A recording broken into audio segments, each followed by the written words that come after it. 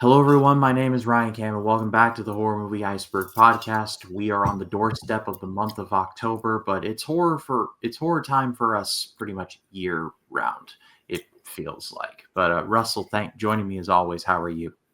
Good. I'm kind of over, I think, the quarantine and the rec films. I think I'm just kind of. I think at this point, it's like we only have one more left, and I think I'm okay. I'm all right for a while there. So yeah. Let's rip this Band-Aid off. We legit have one quarantine movie left, and then we will be leaving that franchise behind. I didn't think it'd be such a trek, but I think I had an easier time. I think I had an easier time covering the Paranormal Activity movies, if you can believe it. Yeah, I feel like that was a breeze. I feel like I could do that again in reverse order, even if need be. Yeah, this one there's a lot to unpack with this one, and we'll talk about it. Yes, but we have a sequel, and then we are done with Rec and Quarantine, and we are on to The Visit. So stay tuned for all of that. But if you like the video, leave a like. If you're listening on Spotify, we'd appreciate a 5-star. That would be very nice of you. Let's get into it, starting off with, Mom, can we have Rec? Sweetie, we have Rec at home. Rec at home, a.k.a. Quarantine.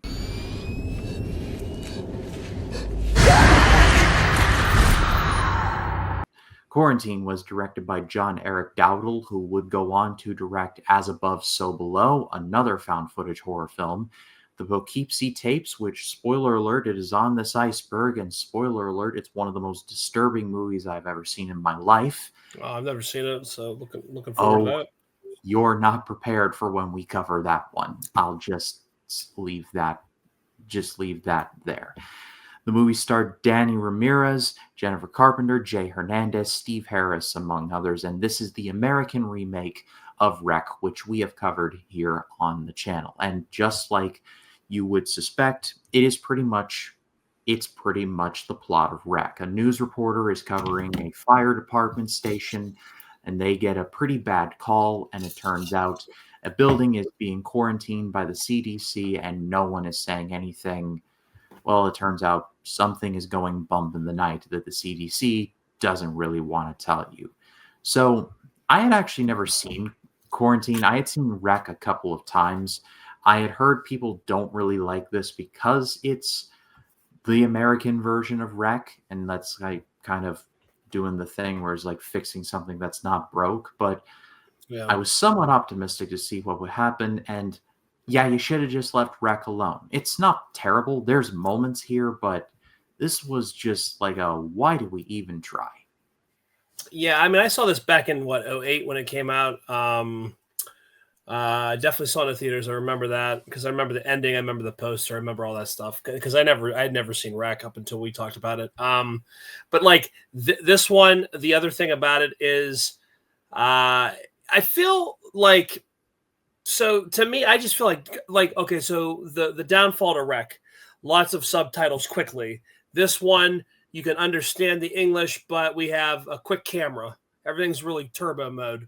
It's like Blair Witch on like Adderall or not taking Adderall. It's all over the map. It's crazy. The camera shakes so much you don't know what the hell's going on. It's very hard to just to focus on anything. You know what I mean? Whereas you're trying to focus on the subtitles on Rec, you're trying to focus on the camera. You know, trying to get things in focal, like your focal point in focus on this one. So yeah, it definitely takes you out of it for a while though. Like near the back end of the movie, I think it's worse with the camera. Yeah, I remember we talked about when we were covering Rec 2, how it was like we went from the original Rec, whereas like it's quick, it's frantic, but it's for a purpose, to them just like cut, just because, I guess. It's more of the Rec 2 style of filmmaking, and that's not a good thing. Yeah, and the thing about it is, like, Jennifer Carpenter, obviously, we knew her from Exorcism of Emily Rose 3 years prior in 2005, which was a fantastic film, very underrated. I think one of the scarier exorcism films of the last 20 years. I would go out and venture on that one because I think it's fantastic. But like this, like you have a lot of like people that you've seen in different things. I do appreciate that. But I feel like we did like cut for cut, like water, like paint by numbers, where we could have done things a little differently and still been effective, I think. The only thing I want to throw out is if it's different, is it different that the cult with the cult there with the clippings, or was it part of Rec 2 as well, like a cult? I'm pretty sure the cult comes in it too. Okay, oh, I no, but I'm will. saying I with the will. P. Okay, okay, so the piecing of like, because I saw you see the clippings on the board there near the end of the film. And I was Yeah. trying to think, it had been a minute since obviously we had talked about the other ones, and I didn't know if that was one where if it overlapped or it was something like taking its own stab at things. You know what I mean? Yeah. There's a lot of things that we could have done differently. I just wish you could have made it like a remake of the American version of Rec, but kind of make it your own make it your own too. You know what I mean? Yeah. I'll say this: my favorite like part of the movie was the opening, where like they do the whole like they do not like bloopers per se, but they do like the Yeah, drop takes of like the here tonight at the fire station. Let's do it again. I mean, yeah, maybe it's because I did TV production classes in school, so I like know like, oh, the darker side of this is you got to do multiple takes in order to get the result that you want. So yeah. I can relate to that. So I appreciate that, but at the same time, I'm like, okay, this is cool and all, but there's like then it's just like straight into like not shot for shot, but it's definitely like a copying of the notes, if you will. Oh man, even up to the dog. I mean, come on, like you could have done so much different. The kid, the kids infected. Like, come on, man. Like you could have done different things. Just spice it up a little bit. You know what I mean? Uh, Exactly. Throw it out there that yeah, I mean yeah, it's based on the foreign film Wreck, but like you could have your just a couple little twists and turns there to make it a little bit different. Put your own spin on it, because the bulk of the film it's the same exact plot. Everything else is the same. You know, and even when they're Exactly. they're operating in the room there, they have the one body handcuffed. Carpenter's character brings the cameraman over and they're peeking in and they see they see the guy come to life and bite. It's just the same thing you saw in Wreck. Like, again, you could have just done so much Yeah. different with it and put your own spin on it. I feel like we kind of just dropped the ball on it. Yeah, like you pointed out to me, this cast is made up of people you definitively have seen, but 100%. you would never be able to like point out in like police lineup. Like Emily Rose, like you Yeah. mentioned, like Yeah. that was the face that was like, oh yeah, there's her. But you Yeah. said the one cop is an actor named, I believe, I don't Yeah. want to say it's Steve Harris, but you said he Uh, was from the movie Stomp the Stomp the Yard. Yard. He was one of the main guys.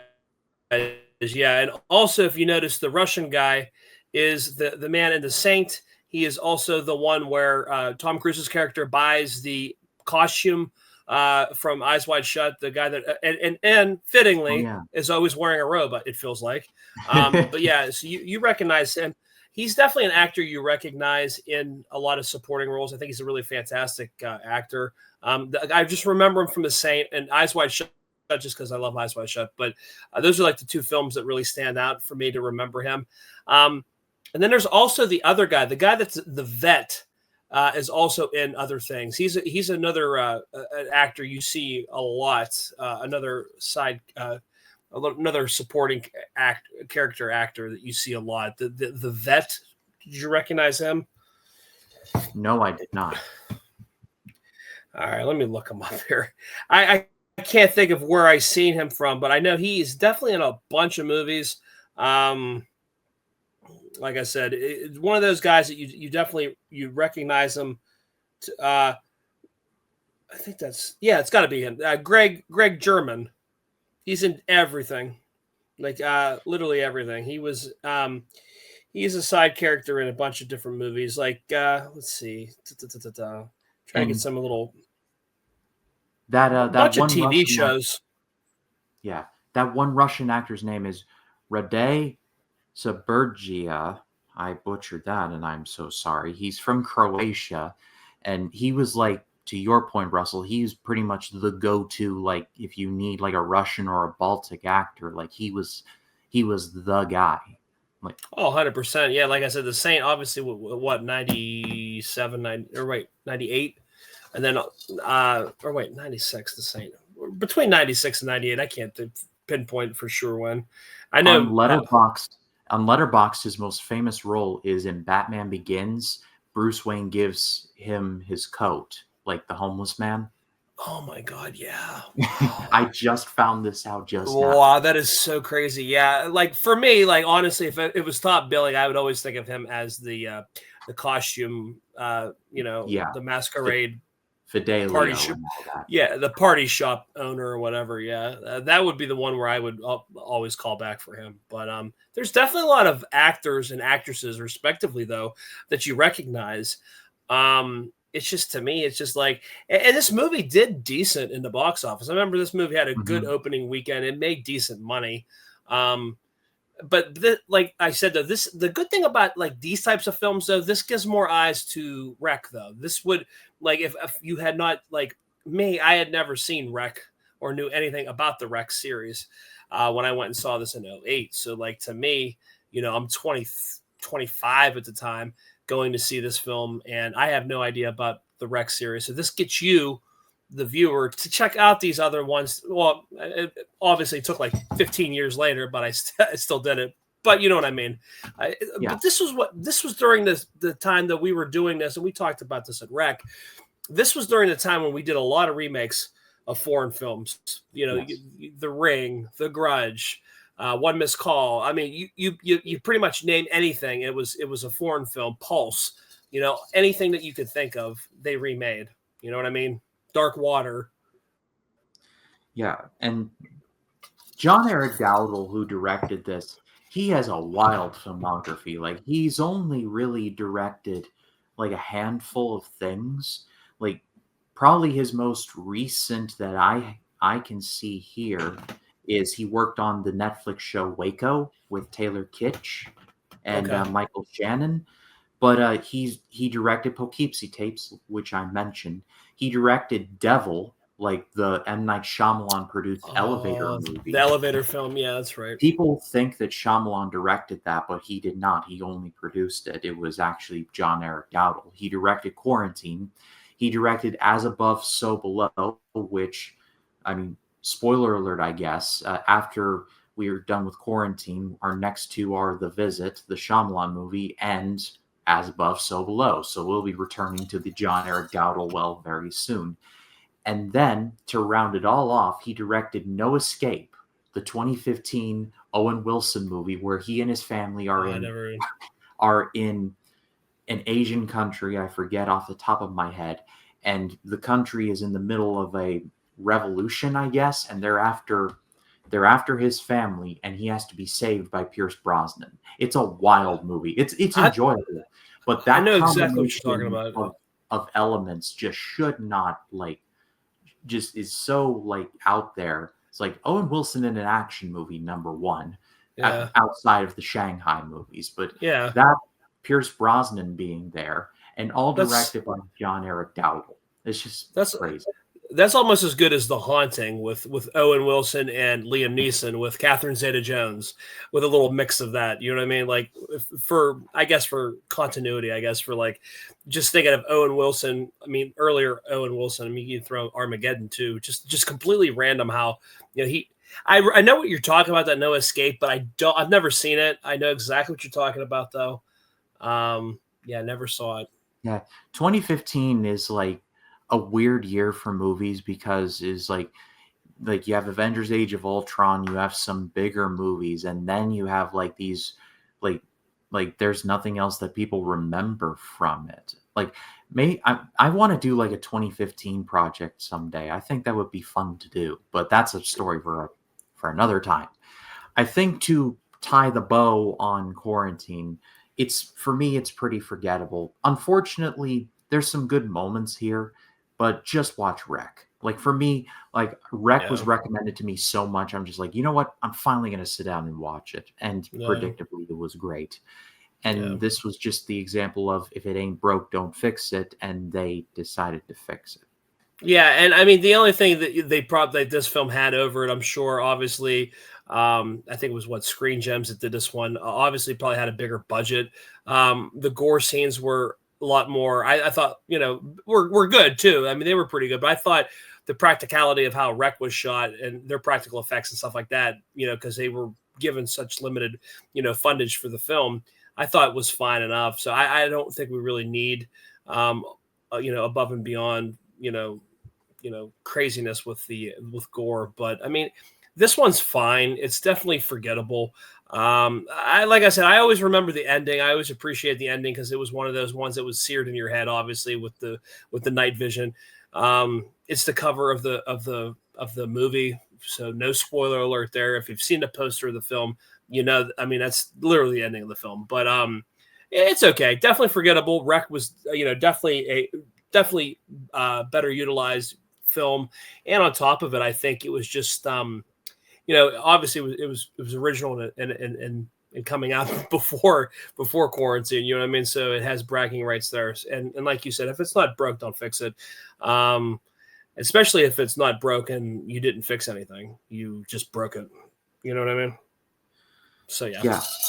But I'll pass it off to all of you. What did you think of Quarantine if you have seen it? Let us know in the comments. We'd love to read what you have to say. And to our everlasting relief, we are almost done with Wreck and Quarantine. We've got Quarantine 2, and then we can put it to bed.